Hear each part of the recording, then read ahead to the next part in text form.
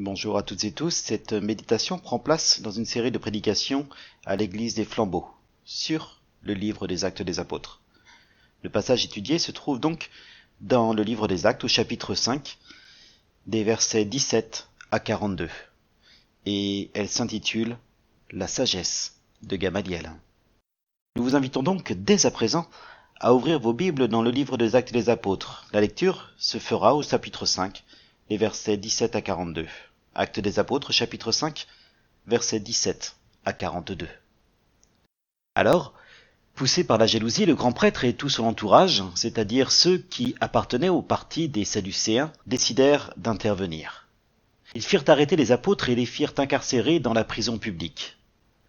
Mais, pendant la nuit, un ange du Seigneur vint ouvrir les portes de la prison et, après avoir fait sortir les apôtres, il leur dit « Allez au temple et là, proclamez au peuple tout le message de la vie nouvelle. » Les apôtres obéirent.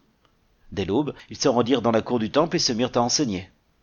De ce côté, le grand prêtre arriva avec son entourage et ils convoquèrent le grand conseil et toute l'assemblée des responsables du peuple d'Israël. Ils ordonnèrent d'aller chercher les apôtres à la prison et de les amener. Les gardes s'y rendirent, mais ils ne les trouvèrent pas dans le cachot. À leur retour, ils firent leur rapport. Nous avons trouvé la prison soigneusement fermée, les sentinelles étaient à leur poste devant les portes, mais quand nous avons ouvert le cachot, nous n'y avons trouvé personne. Cette nouvelle plongea le chef de la police du temple et les chefs des prêtres dans une grande perplexité. Ils se demandaient ce qui avait bien pu se passer. Là-dessus, quelqu'un vint leur annoncer « Les hommes que vous avez fait mettre en prison se tiennent dans la cour du temple et ils enseignent le peuple. » Aussitôt, le chef de la police du temple s'y rendit avec un détachement de gardes et ils ramenèrent les apôtres, mais avec ménagement, car ils avaient peur de se faire lapider par le peuple. Après les avoir ramenés, ils les introduisirent dans la salle du grand conseil. Le grand prêtre leur dit « Nous vous avions formellement interdit d'enseigner au nom de cet homme. Et voilà que vous avez rempli Jérusalem de votre enseignement, et vous voulez nous rendre responsables de la mort de cet homme. » Mais Pierre et les apôtres répondirent « Il faut obéir à Dieu plutôt qu'aux hommes. Le Dieu de nos ancêtres a ressuscité ce Jésus que vous avez mis à mort en le clouant sur le bois. C'est lui que Dieu a élevé pour siéger à sa droite, comme chef suprême et sauveur pour accorder à Israël la grâce de changer et de recevoir le pardon de ses péchés. Et nous sommes les témoins de ces événements, avec le Saint-Esprit que Dieu a donné à ceux qui lui obéissent. » Ces paroles ne firent qu'exaspérer les membres du Grand Conseil, et ils voulaient faire mourir les apôtres. Mais l'un d'entre eux, un pharisien nommé Gamaliel, se leva pour donner son avis. C'était un éminent enseignant de la loi, estimé de tout le peuple. Il demanda que l'on fasse sortir un instant les apôtres, puis il dit « Israélites, faites bien attention à ce que vous allez faire avec ces hommes. Rappelez-vous, il y a quelque temps, on a vu paraître un certain Teudas qui se donnait pour un personnage important. Il a entraîné quelques 400 hommes à sa suite.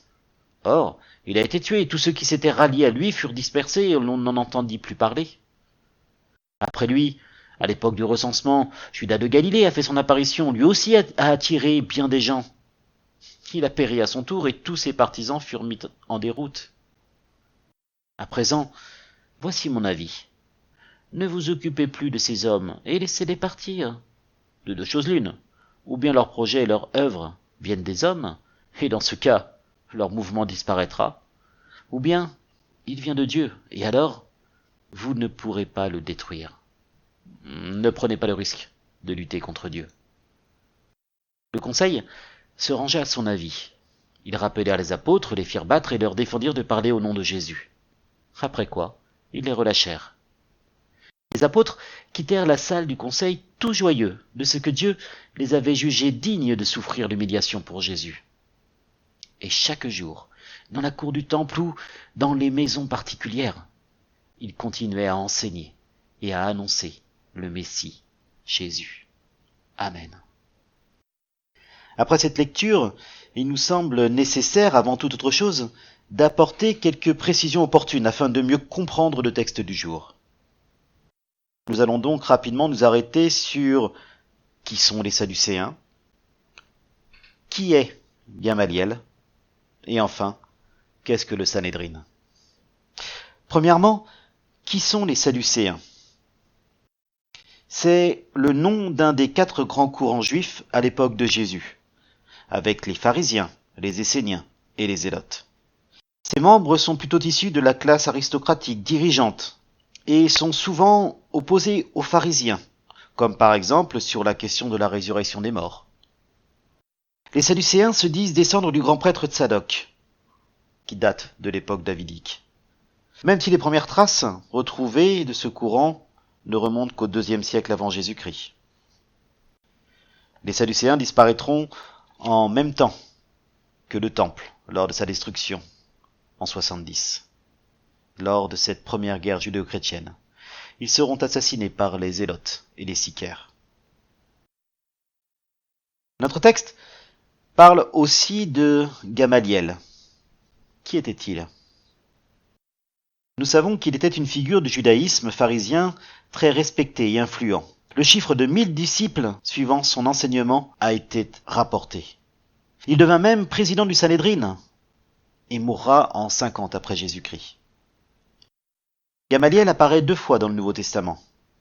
Bien entendu dans le texte que nous étudions et dont nous venons de faire la lecture, mais aussi un peu plus loin dans le livre des Actes, au chapitre 22, le verset 3.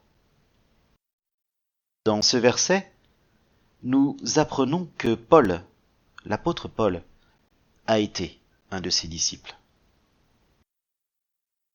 Enfin, une dernière précision à apporter à notre texte concerne le Sanhédrin. Le Sanhédrin, c'est l'assemblée législative traditionnelle d'Israël.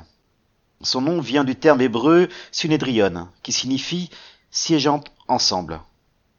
L'assemblée est composée de 71 sages, experts de la loi juive. Il n'y en a que 23 pour le petit conseil qui se déplace dans les villes pour exercer le pouvoir judiciaire. Le chiffre 71 vient du texte que nous trouvons en Nombre, chapitre 11, verset 16, où Dieu demande à Moïse de choisir 70 responsables pour qu'ils l'aident à porter la charge du peuple. C'est le Sanhédrin qui est à l'origine de la Mishnah, par exemple. La Mishnah qui est le premier recueil de la loi juive, orale. Cependant, le premier rôle de cette assemblée est de reconnaître officiellement parmi les prophètes, celui qui sera le Messie. C'est son premier rôle. Voilà. Après avoir apporté ces précisions, revenons maintenant à notre texte et parcourons-le tout d'abord sous l'angle des disciples de Jésus. Et nous retrouvons donc nos disciples bien mal embarqués, car le grand prêtre et les Sadducéens, jaloux de l'influence des apôtres, les font arrêter et emprisonner. Le temps qu'ils convoquent le grand conseil, le Sanhédrin, afin qu'il y ait le lendemain, justement, cette condamnation formelle. Ni une des deux, les apôtres entrent dans la prison, les portes se ferment, et ils ressortent, extrêmement rapidement. Intervention divine express, pourrions-nous dire, car un ange les libère la nuit même. En tant que chrétiens, nous ne pouvons qu'applaudir des 2 mains cette si belle évasion. Sauf que là encore, les pensées de Dieu n'étant pas nos pensées. Alors que la chose à faire, après une évasion, c'est tout simplement normalement de s'enfuir, de se cacher et faire le mort. L'ange ordonne, c'est merveilleux, le miracle, ils sont libérés, les apôtres sont libérés, et là l'ange leur dit, retournez enseigner au temple, c'est-à-dire faire ce pourquoi ils ont été mis en détention, et ce, aux yeux de tous, à l'endroit le plus visible de Jérusalem. Je vous libère, mais vous refaites la même chose. Le temps que le Sanhédrin se rassemble le lendemain matin et se rende compte de la disparition des apôtres, ceux-ci ont donc continué à annoncer l'évangile au temple de Jérusalem. Et la foule est si importante que la garde prévenue du lieu où les disciples se trouvent, cette garde doit faire preuve de beaucoup d'égards envers les apôtres pour les conduire devant l'assemblée. Et donc nos apôtres n'apparaissent pas devant cette noble assemblée comme des détenus ayant passé une nuit au poste, enchaînés. Mais ils apparaissent simplement encadrés par la garde qui, elle, n'est pas très rassurée, qui, elle, a peur du jugement de la foule. Face aux accusations qui ont pour objectif de les mettre à mort, Pierre apporte simplement un témoignage sur lequel nous reviendrons un peu plus loin. Peine perdue ce témoignage, alors que l'on peut s'attendre au pire. C'est un homme du Sanhédrin qui demande la parole et qui fait sortir les disciples. Ils ne vont pas savoir à quelle sauce ils vont être mangés. Le témoignage de ce qui a été dit par Gamaliel a été rapporté par la suite. Et j'avoue que j'aime à penser que ce fut par l'apôtre Paul. En effet, alors qu'il était encore Saül de Tarse, eh bien, il y a de fortes chances qu'il faisait partie de l'assemblée. On le voit dans le livre des Actes, au chapitre 26, verset 10. Il nous apprend qu'il avait lui-même voté la mise à mort des chrétiens. Or, le vote était pour les membres du Sanhédrin. Alors oui, ce n'est pas une certitude, mais c'est une possibilité en tout cas, et j'avoue que c'est une possibilité que j'aime à penser, que Saül de Tarse était parmi cette assemblée. Cependant, sans savoir pourquoi, alors qu'ils devaient s'attendre, ils sont mis un peu à part, de côté, on est en train de les juger, ils savent pas à quelle sauce ils vont être mangés, et certainement qu'ils devaient s'attendre au pire, s'attendre à être persécutés, à mourir. Eh bien, les disciples sont seulement, si vous me permettez l'expression, seulement battus, puis remis en liberté, avec ordre de ne pas continuer à témoigner. Alors, il faut dire les choses. Il y a une certaine candeur dans l'attitude des apôtres. À aucun moment ils ne semblent actifs. Ils ne font que subir l'histoire. Emprisonnés, libérés, déférés devant le Sanhédrin, puis battus et libérés. Leur attitude est cependant exemplaire et répond parfaitement à ces paroles de Christ que nous trouvons en Matthieu chapitre 10, les versets 18 à 20, et surtout le verset 19. Rappelez-vous, Jésus dit « Lorsqu'on vous livrera aux autorités, ne vous inquiétez ni du contenu, ni de la forme de ce que vous direz, car cela vous sera donné au moment même. » Oui, face à l'adversité, les apôtres ont tout d'abord, et c'est le premier mot que j'aimerais mettre en valeur pour les apôtres, ils ont tout d'abord obéi. Obéi à la fois à l'ordre missionnaire donné par Christ, faites de toutes les nations des disciples, baptisez-les au nom du Père, du Fils et du Saint-Esprit et apprenez-leur à garder ce que je vous ai prescrit. Donc ils ont obéi à cet ordre missionnaire, mais ils ont aussi obéi à l'ange. Au verset 21. Ils ont aussi obéi en le professant, cette obéissance à Dieu devant le Sanhédrin. Au verset 29, ils ont à nouveau obéi, nous est-il dit au verset 32. Le terme obéir revient à 4 reprises dans ce texte, dans ce court passage. Les apôtres ont obéi.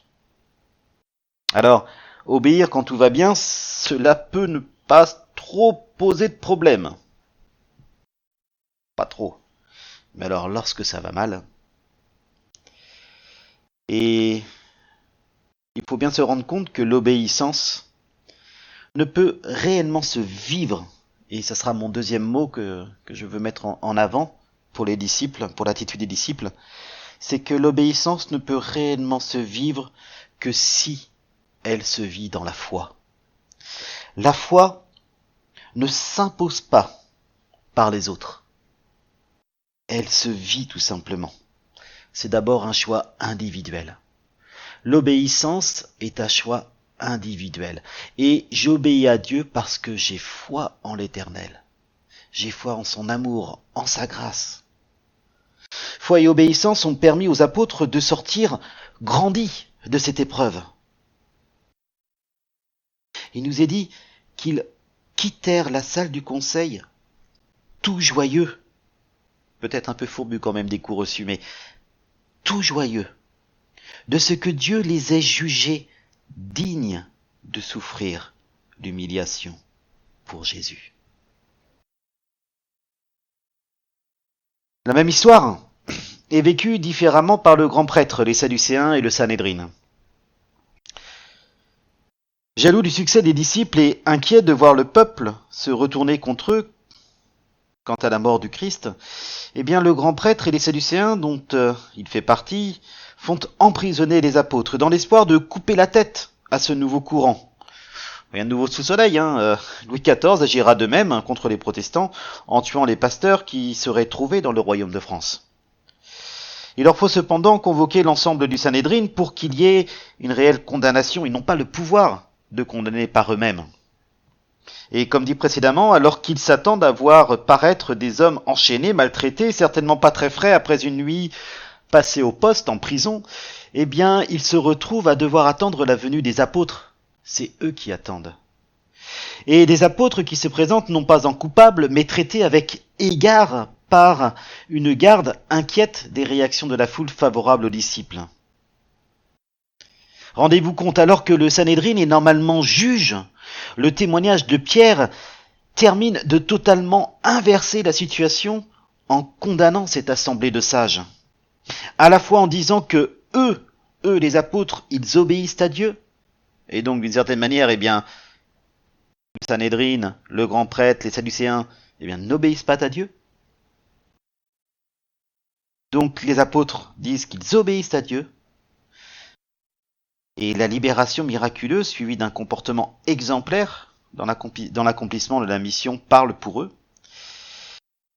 Première condamnation, mais la deuxième condamnation, et certainement la pire, c'est tout simplement que Pierre dit au Sanhédrin que eux, ils ont accompli la mission qui était normalement dévolue au Sanhédrin, c'est-à-dire reconnaître le Messie parmi les prophètes, reconnaître que Jésus-Christ est le Messie, est le Sauveur d'Israël. Alors oui, ce n'était pas forcément des paroles à dire devant des juges. Traiter des juges coupables, c'est jamais bon pour sa défense. Et la réplique ne se fait pas attendre au verset 33. Il nous est dit, ces paroles ne firent qu'exaspérer les membres du Grand Conseil et ils voulaient faire mourir les apôtres. Alors, dans leur obéissance, tout semble jouer. Et le grand prêtre et les Sadducéens, peuvent se réjouir. Malheureusement, contre toute attente, le salut des apôtres va venir d'un membre de cette rassemblée. De cette même assemblée qui doit normalement les condamner. Un pharisien, bien connu, Gamaliel. Relisons cette parole de sagesse qui va permettre aux apôtres de ressortir libres. À présent donc, voici mon avis. Et donc c'est Gamaliel qui parle. Ne vous occupez plus de ces hommes et laissez-les partir. De deux choses l'une, ou bien leurs projets, leurs œuvres viennent des œuvres et dans ce cas leur mouvement disparaîtra, ou bien il vient de Dieu et alors vous ne pourrez pas le détruire. Ne prenez pas le risque de lutter contre Dieu. Ne nous y trompons pas. Ce n'est pas parce que Gamaliel a pris fait et cause pour le Christ qu'il intervient. Humainement, il y a de fortes présomptions pour que son intervention ait surtout pour objet d'embêter les Sadducéens. Vous savez, un peu ses adversaires constants, les Sadducéens et le grand prêtre. Cependant, Dieu utilise cette lutte d'influence entre les deux parties pour accomplir ses desseins. Et là, je vous rappelle ce qu'on a lu juste avant, en Matthieu 10, et on pourrait aussi exprimer la même chose en Luc chapitre 12, versets 11 et 12. Oui, ces passages nous rappellent que c'est Dieu qui lutte pour ses enfants. Ne vous inquiétez de rien. C'est moi qui me battrai à votre place. L'origine de l'intervention ne doit cependant pas occulter la grande sagesse des paroles prononcées. Face à deux points de vue opposés, que faire? Comment trancher?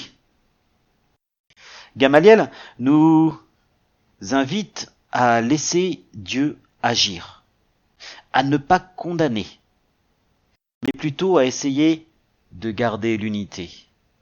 Et là, j'extrapole, et vous verrez que c'est à raison. Garder l'unité plutôt que condamner. Voilà la sagesse de Gamaliel. En effet, celui qui condamne divise. Or, parce que nous sommes pécheurs, notre compréhension des choses ces choses que nous croyons cependant certaines au plus profond de nous, eh bien, notre compréhension des choses n'est pas infaillible. Et c'est ce que rapporte Gamaliel au Sanhédrin. Il dit peut-être que les disciples ont raison, peut-être qu'ils ont tort, que Dieu agisse. L'apôtre Paul, qui, comme je l'ai dit, pouvait être présent au sein de l'assemblée en tant que Saul de Tarse, l'apôtre Paul, aussi en tant qu'ancien disciple de Gamaliel, utilisera souvent cette marque de sagesse. Cette marque de sagesse qu'il va exprimer par ces mots, des mots que nous retrouvons justement en Philippiens chapitre 3, des versets 13 à 16. Philippiens chapitre 3, versets 13 à 16. Non, frères et sœurs, pour moi je n'estime pas avoir saisi le prix. Mais je fais une seule chose, oubliant ce qui est derrière moi et tendant de toute mon énergie vers ce qui est devant moi, je poursuis ma course vers le but pour remporter le prix attaché à l'appel que Dieu nous a adressé du haut du ciel dans l'union avec Jésus-Christ. Nous tous, qui sommes spirituellement adultes, c'est cette pensée qui doit nous diriger. Et si sur un point quelconque vous pensez différemment, Dieu vous éclairera aussi là-dessus. Dieu vous éclairera aussi là-dessus. Seulement au point où nous sommes parvenus, continuons à marcher ensemble dans la même direction. C'est exactement cette sagesse de Gamaliel. Paul enseignera, défendra ses points de vue. C'est clair, mais jamais il n'imposera les choses, laissant l'Église elle-même trouver le juste chemin. Sa seule limite, où on pourra justement le voir sortir de ses gonds, clairement, est l'attitude même des croyants qui pourrait être un frein à l'écoute et à la compréhension du message de la bonne nouvelle de Jésus-Christ. C'est là qu'il sera vraiment le plus véhément. Mais sinon, eh bien, il dira les choses, il enseignera, il donnera sa vérité. Mais il laissera justement le Saint-Esprit agir dans le cœur de l'Église, dans le cœur des communautés, pour que, eh bien, le Saint-Esprit œuvre par lui-même et amène les communautés à suivre le bon chemin. L'application dans l'Église de cette sagesse de Gamaliel se retrouve en Actes chapitre 15, au moment où les communautés sont sur le point de vivre leur premier grand schisme, leur première grande division, concernant l'application ou non de la loi de Moïse de la part des pagano-chrétiens. Il nous est dit que les communautés se déchiraient sur ce point et même dans l'église de Jérusalem. C'est alors que les apôtres et responsables se sont réunis, ont beaucoup discuté et ont ensuite proposé une voie médiane. Au lieu de trancher la question, et quand on voit la prise de parole de Pierre, on peut se dire, bon ben voilà, la question est tranchée. Eh bien non. L'Église a cherché plutôt un terrain d'entente, que nous retrouvons en Actes chapitre 15, versets 19 à 21, c'est-à-dire cette voie médiane, c'est tout simplement inviter les pagano-chrétiens à ne pas manger de viande sacrifiée aux idoles, de ne pas manger de viande d'animaux étouffés, ni de sang, et de s'abstenir de toute inconduite sexuelle. Et il est dit que toute l'Église accepta. Voyez aujourd'hui, ce qui a failli être division est-il encore controverse dans nos églises et source de division?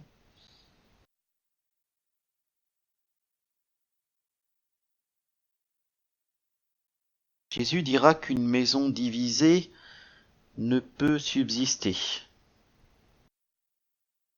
Quels que soient nos désaccords dans l'Église, ne faisons pas peser un joug à notre prochain. N'essayons pas de faire notre prochain à notre image ou à notre volonté, mais laissons Dieu agir dans les cœurs. De deux choses l'une. Ou bien leur projet et leur œuvre viennent des hommes et dans ce cas leur mouvement disparaîtra, leur pensée, leur attitude, parce qu'ils recherchent véritablement Dieu. Ou bien, cela vient de Dieu et alors, vous ne pourrez pas le détruire. Et à ce moment-là, c'est vous-même, c'est nous-mêmes qui, repris par la puissance du Saint-Esprit et parce que nous verrons un peu comme Pierre devant cette vision de cette nappe des éléments impurs,